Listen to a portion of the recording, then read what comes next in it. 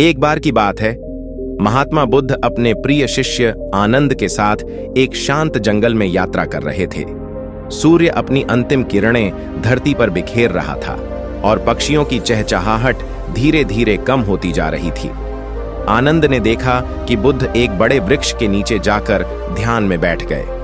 कुछ समय बाद जब बुद्ध ने अपनी आंखें खोलीं, तो आनंद उनके पास आकर बैठ गया और बोला, भगवान, मैं वर्षों से आपके साथ हूं, आपके उपदेशों को सुनता हूं, परंतु मेरे मन में अभी भी शांति नहीं है। कृपया मुझे ध्यान की वास्तविक शक्ति का अनुभव कराइए। महात्मा बुद्ध मुस्कुराए और बोले, आनंद, कल सुबह मैं तुम्हें इसका उत्तर दूंगा, तब तक तुम विश्राम करो। एक रहस्यमयी कार्य। अगली सुबह महात्मा बुद्ध आनंद को एक सुंदर झील के पास ले गए। जल एकदम शांत था और चारों ओर प्रकृति अपनी अद्भुत छटा बिखेर रही थी। बुद्ध ने आनंद से कहा, यहां से मेरे लिए पानी लेकर आओ। आनंद प्रसन्नतापूर्वक जल लाने के लिए आगे बढ़ा, लेकिन जैसे ही वह झील के किनारे पहुंचा, कुछ गायें और भैंसें वहां से गुजरीं, जिससे झील का पानी गंदा और मटमैला हो गया। आनंद लौटकर बुद्ध के पास आया और बोला, भगवान, पानी गंदा हो गया है, मैं इसे नहीं ला सकता। बुद्ध ने मुस्कुराकर कहा, कोई बात नहीं, थोड़ी देर रुको और फिर प्रयास करो।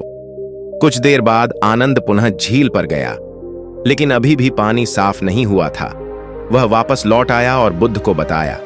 महात्मा बुद्ध ने पुनः कहा, थोड़ा और प्रतीक्षा करो, फिर जाओ। आनंद ने बुद्ध की बात मानी और धैर्यपूर्वक प्रतीक्षा की। कुछ समय बाद जब वह झील पर पहुंचा, तो उसने देखा कि अब पानी पूरी तरह से साफ हो चुका था।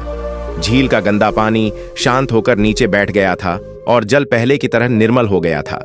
आनंद ने प्रसन्नतापूर्वक पानी भरा और बुद्ध के पास ले आया।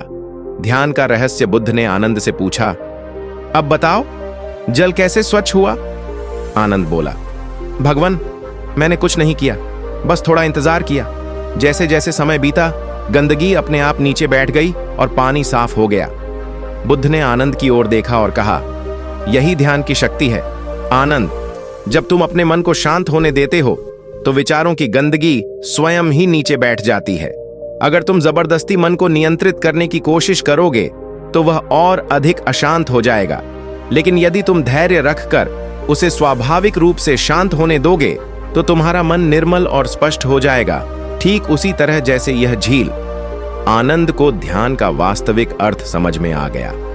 उसने महात्मा बुद्ध के चरणों में शीश झुकाया और प्रणाम किया।